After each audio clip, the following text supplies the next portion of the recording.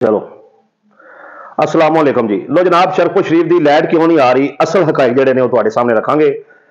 तो सब तो पहली गल तो यह भी लोग आखते हैं कि शरफपुर की आवाम एहतजाज नहीं करती है, मतलब राणा अरीब उस्मान जोड़ा उहदे वाला सानिया होया तो शहरी नहीं निकले गए, उन्होंने वालदैन ने लिख के दे दिता भी जे कोई एहतजाज करे भी तो साडा कोई तलक नहीं है।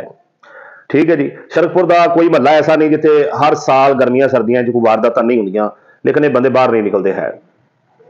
महंगाई जी है वो अखीर दी है, उतों जो ग्रां फरोश ने उन्होंने भी इन्नी पाई। गैस तुम वेख लो कि रेट की है, बिजली के बिल जोड़े ने वो 200 गुना बढ़ गए हैं, लेकिन शरफपुरी बाहर नहीं निकले है। उसकी एक खास वजह है जी हूँ एक इन्होंने एडी वड्डी खुशखबरी मिली है ना, तो उसकी वजह तो शरफपुर के लोग बाहर नहीं निकल रहे जनाब। वो खुशखबरी की है वो तुहानू दसना चाहना। वेखो कि यह कहा गया भी जेडे बंदे मियाँ नवाज शरीफ साहब का इस्तकबाल करेंगे तो वो जन्नत के हकदार जो करार पाएंगे। तो देखो मियाँ साहब आ गए ने, तो उन्होंने आके बैक गियर लाया है। उन्होंने बिजली गायब करनी है, गैस गायब करनी है, घर घर चो आटा गायब करना है, चीनी गायब करनी है, घ्यो गायब करना है। ठीक है जी। लोगों के पान लिए जोड़ा वो कपड़े एडे महंगे कर देने वो नहीं उन्होंने बस च रहना, जुत्तियां महंगियां हो जानिया ने। मतलब हर शै खाण वाली, पान वाली, पीन वाली हर शै एडी महंगी कर देनी है। ठीक है जी। इस मुल्क के अंदरों बिजली गैस गैस गायब।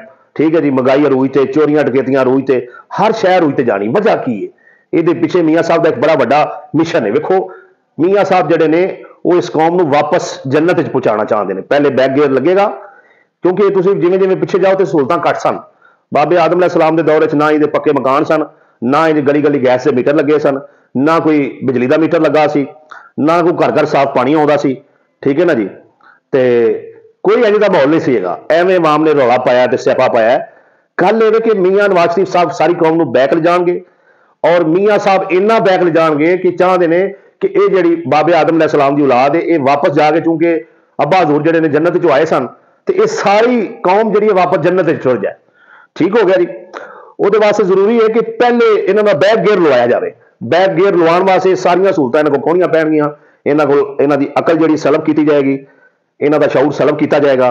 ठीक है जी। इन्हों तालीम तो दूर किया जाएगा, इन्हों इस नजरिए से जोड़ा खड़ा किया जाएगा भी करप्शन तक कोई है भी नहीं है। ठीक है जी। इन्हों यह गल समझाई जाएगी भी इस मुल्क का सरमाया लुट के ते बाहर जाके प्राप्तियां बनाओ, कोई रौला नहीं, कोई मसला नहीं है। ठीक है जी। इन्हों के दिमाग में गल पाई जाएगी कि मियाँ साहब पहले तो 3 वारी अपने बच्चों का फिक्र करते रहने, तो हम कौम के बच्चों का फिक्र करेंगे। वो है फिक्र है जो मियाँ साहब ने शुरू कर दिता है। तो इंशाअल्लाह मियाँ साहब नजर आ रहा है कि वो अपने मिशन कामयाब होंगे।